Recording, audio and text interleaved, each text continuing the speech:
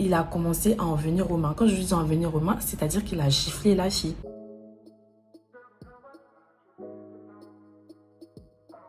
Bonjour tout le monde, j'espère que vous allez bien. Alors je sais que ça fait un moment que j'ai fait une vidéo.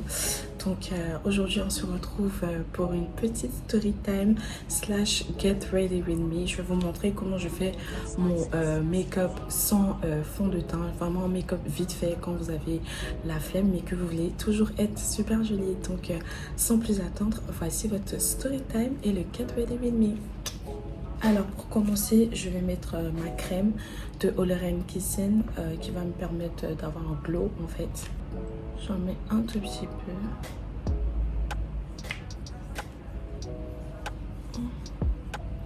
Et puis voilà. Alors, ces story time se passent à Nice. En fait, j'étais en vacances et puis il faut savoir que je sortais d'un lourd gourmet. Donc, j'étais dans un lourd gourmet.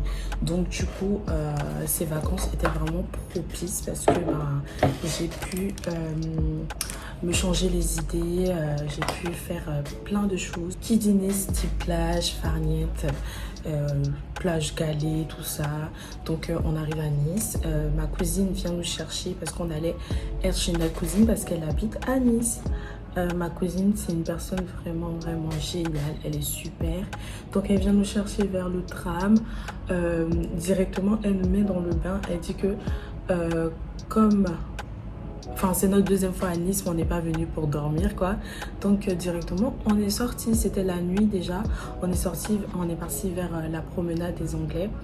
Donc, on a pu voir Nice la nuit, tout ça. Franchement, c'était super cool. Rien à dire. Donc, je me rappelle qu'on était en train de se promener, tout ça.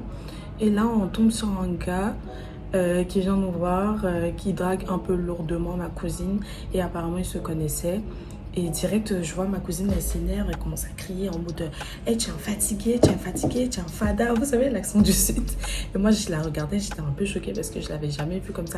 Hey, mais tu es fatiguée, tu vois pas que tu m'intéresses pas, patati patata et tout.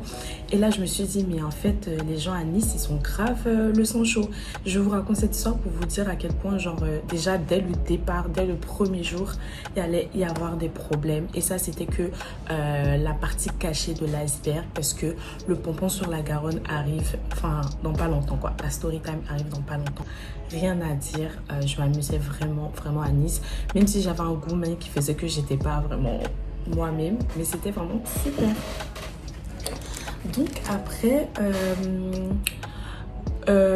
une fois on était chez ma cousine et tout, parce qu'il faut savoir qu'on est resté là-bas 2 semaines. Une fois j'étais chez ma cousine, tout ça. Et elle dit, ouais, il y a, comment ça s'appelle? Il y a un showcase de Leto, l'artiste Leto, le rappeur. Il y a un showcase dans une ville qui est aux alentours de Nice. Est-ce que ça vous dit de partir? Et moi, vous savez que j'aime le show, hein, vous avez vu mon vlog, tout ça. Donc, je n'ai pas pu dire non. Et si je savais, j'aurais dû dire non. Donc, ouais, j'ai dit oui avec mes soeurs, parce qu'on était avec mes soeurs et mes petits frères, pardon. Donc, j'ai dit oui et tout. Et on a dit, ouais, c'est parti. On va partir voir Leto tranquillement. Et voilà. Donc, on prend le train, on part dans la ville. J'ai oublié le nom de la ville. Mais je sais que c'est une ville qui est à côté de Nice. C'est pas Cannes ou quoi, c'est une ville qui est à côté de Nice. Donc, ouais, on se met bien belle, tout ça. Je vais vous mettre des images quand on est parti là-bas.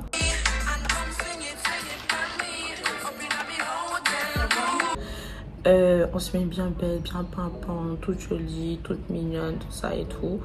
On prend le train et on arrive dans le coin. Et quand on arrive, franchement, rien à dire. La boîte était juste magnifique. Le décor, tout ça, trop beau. Mais il faut savoir qu'à Nice, ils mettent des musiques un peu du sud. Genre, c'est pas... ils mettent pas beaucoup de rap. En fait, dans les boîtes où je suis partie, c'était vraiment des musiques en mode rap du sud. Vous voyez, Jul, SCH. Et moi, c'est pas trop mon délire. Genre, pas que j'aime pas, mais c'est pas trop mon délire. Donc, faut savoir que je m'ennuyais grave à cette soirée. Genre, j'essayais de faire en sorte que ça puisse bien se passer et tout, et que je puisse un peu m'amuser, mais franchement j'y arrivais pas parce que franchement les musiques, c'était pas du tout ce que j'aimais d'habitude. Je voulais faire des efforts, mais c'était pas ce que j'aimais. Donc, en plus de ça, il faut savoir que Leto, quand il est arrivé, il a fait un showcase. Franchement, le showcase, il était, voilà quoi, c'était bien. Je connais pas bien l'artiste, donc j'ai pas pu vraiment profiter, mais j'étais contente de le voir. Donc, la soirée s'est terminée à 3 h du matin. Il faut savoir que moi, en tant que Parisienne, j'ai pas l'habitude d'aller à des soirées qui se terminent à 3 h du mat. Et je me suis dit, oh. Donc là, on est venu dans une autre ville à côté de Nice. Et là, la soirée se termine à 3 h du mat. Franchement, j'ai pas envie de rentrer chez moi. J'ai envie de profiter encore de la soirée. Et franchement, 3 h du mat, c'est là où ça commence d'habitude à Paris. Tout ça, comment ça se fait et tout, nanana, 3 h du mat. Genre, j'étais vraiment pas contente. Et du coup, on a demandé à notre cousine si on pouvait faire autre chose. Mais en fait, elle n'avait pas d'autres options pour nous et tout. Il faut savoir qu'à cette soirée, il y a des gens qui nous ont dragués. Il y a des gens qui nous ont dragués, ils sont venus nous voir à la fin de la soirée quand tout le monde sortait de la boîte pour dire « Ah, vous savez, on fait une soirée dans une villa, dans la ville où on était là, on fait une soirée dans une villa. Si ça vous dit et tout, vous pouvez venir avec nous. » Déjà les filles, franchement, faut jamais faire ça. Jamais. Si vous connaissez pas les gens, faut jamais faire ça. Je sais que des fois c'est très tentant d'aller à des soirées... parce qu'on a envie de s'amuser, tout ça, mais il faut jamais, au grand jamais faire ça, parce que c'est très dangereux, parce qu'on ne sait pas c'est qui ces gens. Ça aurait pu être des kidnappeurs, ça aurait pu être des meurtriers, ça aurait pu être des violeurs, on ne sait pas. Mais nous, comme on voulait tellement s'amuser, comme on se disait, ah, c'est le début de la soirée et tout, on les connaissait ni d'Adam ni d'Ève. Ça a été une grande erreur de notre part. On est parti quand même avec eux, et franchement, à ne pas refaire. Franchement, à ne pas refaire, je vous promets, ne faites pas ça, s'il vous plaît. Même quand vous connaissez des gens, là-bas, on ne sait jamais. Il ne faut jamais trop faire confiance aux gens. Bref. Donc, on accepte de partir avec eux. Donc, nous, on se sépare en 2 groupes parce qu'ils étaient plusieurs. On monte dans la voiture, tout ça. On était avec un mec... C'était un arabe, un mec normal, très gentil au départ, franchement rien à dire, très gentil, très amusant, drôle, c'était un peu un clown et tout, trop marrant. Donc on rentre dans sa voiture, déjà dès le départ le mec, je sais pas s'il était un peu saoul et tout, mais quand il conduisait, oh mon Dieu, j'ai vu ma vie défiler. En plus il faut savoir que dans cette ville où on était, c'était une ville un peu dans les montagnes. C'était une ville un peu nichée dans les montagnes. Donc ça veut dire que la route, il y avait des ravins et qu'on pouvait tomber, on pouvait faire une cascade et tomber en bas. Je sais pas si on dit cascade ou voilà. Mais en tout cas, il y avait plein de ravins et la route, elle était vraiment nichée dans la montagne. Donc c'est pour vous dire que c'était vraiment dangereux et lui, il conduisait vraiment comme un malade mental. Quand je vous dis comme un malade mental, c'est au point où genre je me disais mais en fait c'est quoi ça? Et j'ai commencé à prier et je me disais Seigneur, fais en sorte qu'on puisse arriver à cette soirée saine et sauve, s'il te plaît. Donc genre s'il te plaît Seigneur, fais qu'on puisse y arriver saine et sauve. En plus de ça, il n'arrivait pas à trouver l'entrée de la soirée et tout. On a tourné, il conduisait mal. Oh my god, je me suis dit, pourquoi on a accepté ça et tout. Et j'étais tellement fâchée. Je me suis dit, oh là là, j'aurais trop aimé rentrer là maintenant parce que franchement, le mec, il est trop bizarre et il conduit comme un malade mental. Mais bref, on a pu arriver à la soirée saine et sauve. Et on s'est dit, bon, là au moins, on va un peu profiter. Et tout. Et s'amuser, tout simplement. Donc, on va un peu s'amuser, tout simplement. Là, je mets un autre anti-cerne et tout.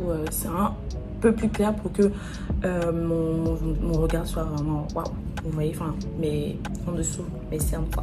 J'aime trop cette partie. C'est vraiment on appelle ça highlight. Et ça éclaire un peu. J'en mets un tout petit peu pour pas que ça fasse trop, ouais. Mais voilà. Donc ouais, on arrive à la soirée. Franchement, la villa était magnifique. Je vais vous mettre des vidéos. La villa était magnifique, franchement, rien à dire. Piscine, joli salon, jolie cuisine, tout ça. Il y avait un peu de musique. On s'est dit, bon, on va profiter. En plus, j'étais avec mes soeurs et tout. Je me suis dit, bon, on va profiter. Il y a des musiques qu'on aime bien, tout ça. Donc voilà, donc on va un peu autour de la piscine, je mets un peu mes jambes dans la piscine, j'attends, j'essaye de sympathiser avec ceux qui étaient dans la villa. En attendant, il y a d'autres filles qui sont arrivées, très jolies, très sympas, tout ça. Bref, c'était super. Donc à un moment, moi et mes soeurs, on était au salon, on était en train de danser, on profitait de la soirée, tout ça. Et on entend des cris vers la piscine. Donc on se dit, oh, il se passe quoi encore? Donc on arrive, il faut savoir que ma cousine était là aussi avec ses copines à elle. Donc c'était une de ses copines qui criait avec une autre fille qui était dans la villa. Et donc on est parti voir ce qui se passe parce qu'on aime bien les Congosa. Donc on arrive, on les voit en train de crier et moi je demande, il se passe quoi et tout. Et apparemment, ces deux filles, elles s'entendaient pas et je sais plus pourquoi exactement. J'ai carrément oublié. Je suis désolée, mais j'ai oublié pourquoi elles se sont disputées. Mais on commençait à se dire avec mes soeurs, déjà là, elles sont en train de se disputer. Ça fait même pas 30 minutes qu'on est là. Ce serait vraiment pas mal qu'on puisse se barrer parce qu'en plus, il y avait l'une des cousines, enfin l'une des amies de ma cousine qui était véhiculée. Donc, on aurait pu se barrer dès le moment où ça commençait un peu à s'échauffer. Mais elle voulait pas partir. Elle voulait encore profiter de la soirée, tout ça.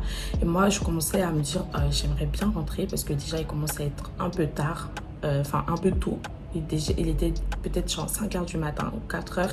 Et moi, je me disais, non, j'ai envie de rentrer parce que déjà là, comment ça se passe, ça sent pas bon. Et franchement, je pense que mon instinct avait raison parce que ça sentait pas bon et ça allait de mal en pis. Donc, après ce petit échauffement d'esprit, tous les gars sont venus calmer les filles en question pour leur dire, calmez-vous, on est là pour profiter, patati patata. Et je me suis dit, bon, ok, ils se sont calmés, tout ça. Nous, on va continuer à danser dans notre coin tranquillement. Il faut savoir aussi qu'il y avait des gars qui draguaient vraiment lourdement dans cette villa. Mais moi, je prêtais pas attention, j'étais pas dans ce mood-là. Bref. Donc, après ça, ils ont décidé d'aller acheter des croissants pour essayer de mettre bien tout le monde, tout ça. Donc, moi, j'attendais les croissants avec impatience parce que j'avais super faim. Sauf que c'est une des amies de ma cousine qui est partie là-bas avec un des gars de la soirée. Le gars dont je vous ai parlé au tout début, qui était un peu taquin, un peu drôle, mais des fois un peu méchant dans ses blagues, vous savez. Le mec très lourd qui ne se rend pas compte que des fois, ses blagues peuvent faire du mal aux gens. Donc, la fille, elle revient avec les croissants, sauf que elle pleure de ouf. Genre, quand je vous dis qu'elle pleure, elle avait grave les larmes aux yeux. Et au-delà d'avoir les larmes aux yeux, elle pleurait. Et je me suis dit, aïe, comment ça s'est passé là-bas et puis elle pleure? Genre, pourquoi vous pleurez? Enfin, pourquoi elle pleure, pardon. Donc, j'arrive et tout, je lui demande, mais qu'est-ce qui se passe? Pourquoi tu pleures et tout? Et elle commence à dire, ouais, on était dans la voiture et tout.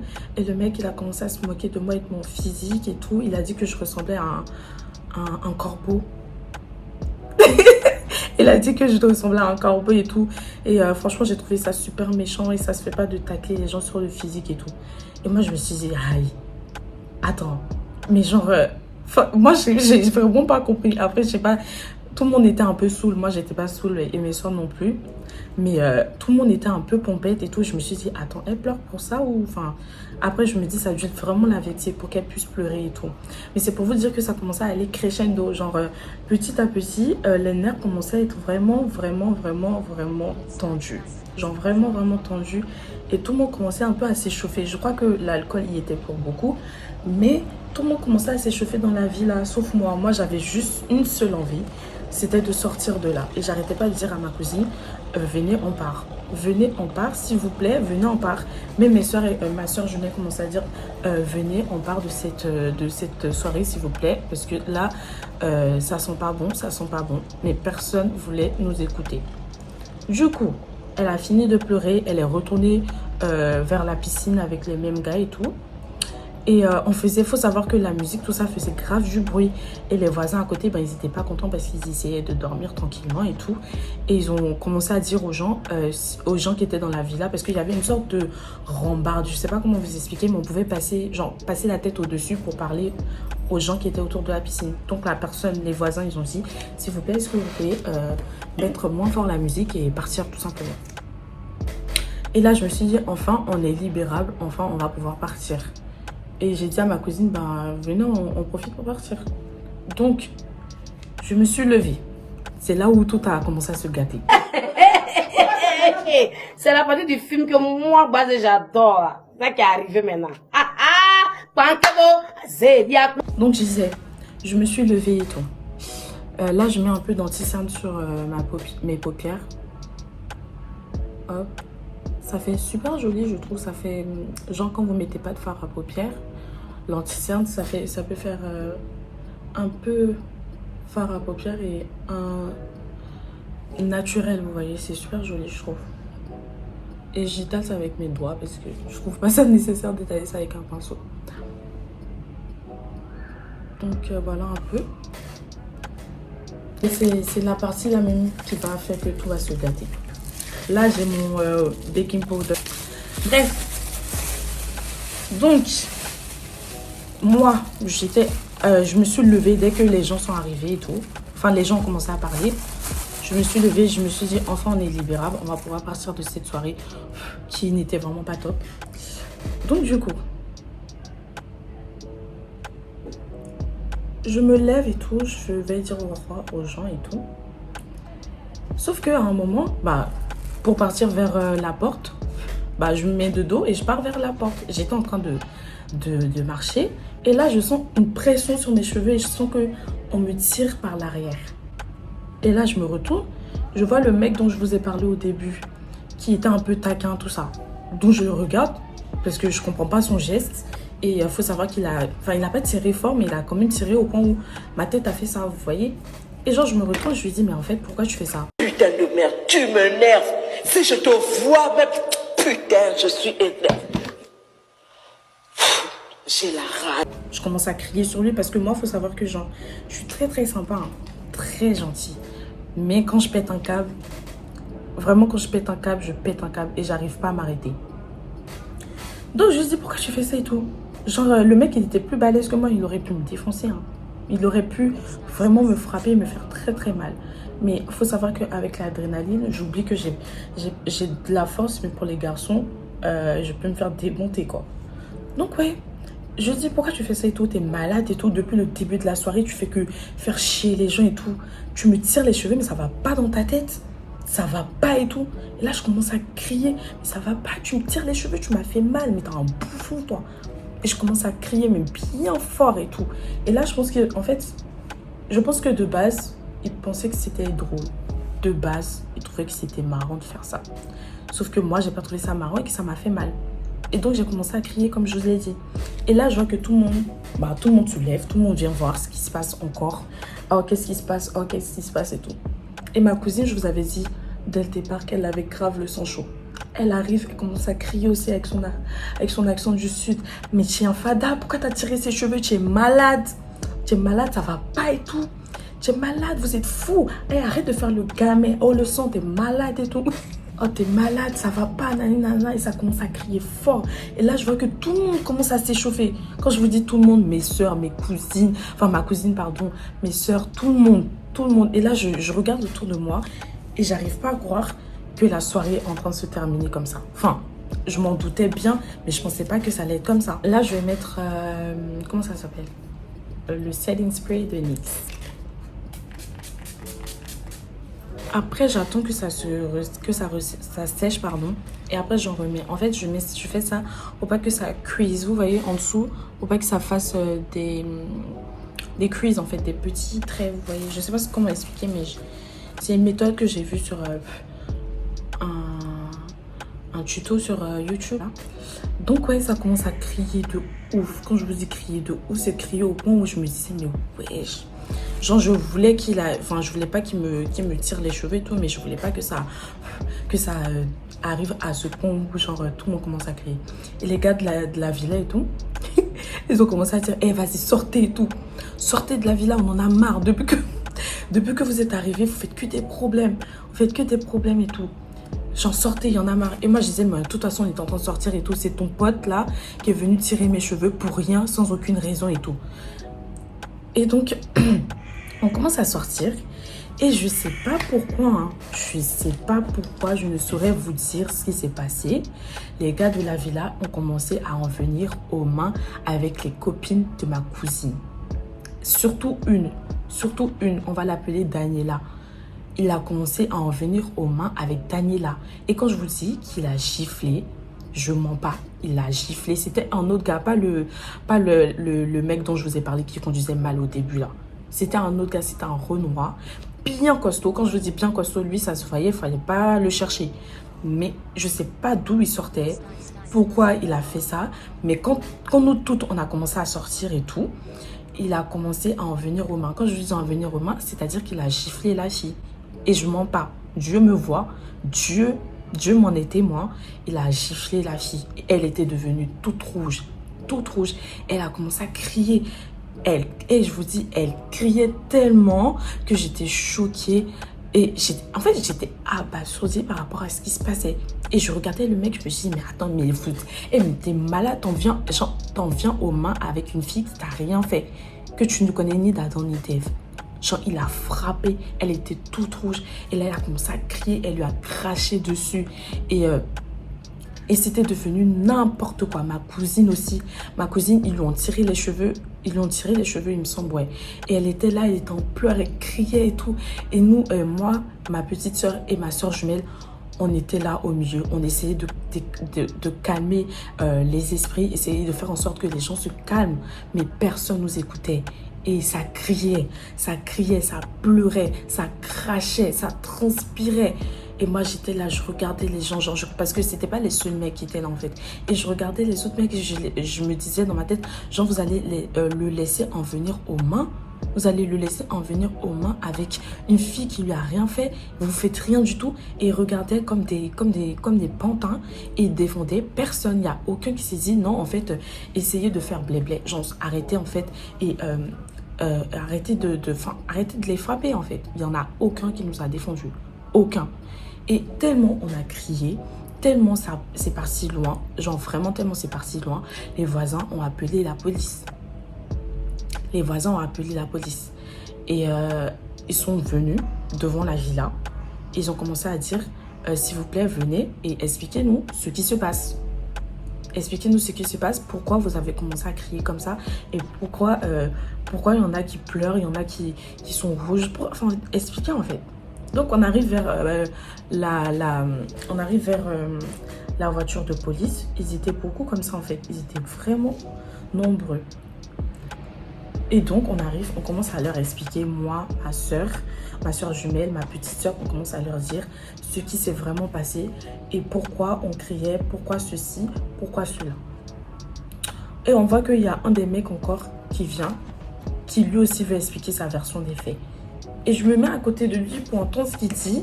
Et je vous jure, les filles, il a raconté n'importe quoi de A à Z. Il est venu dire que c'est nous qui faisions les problèmes. C'est nous qui avons...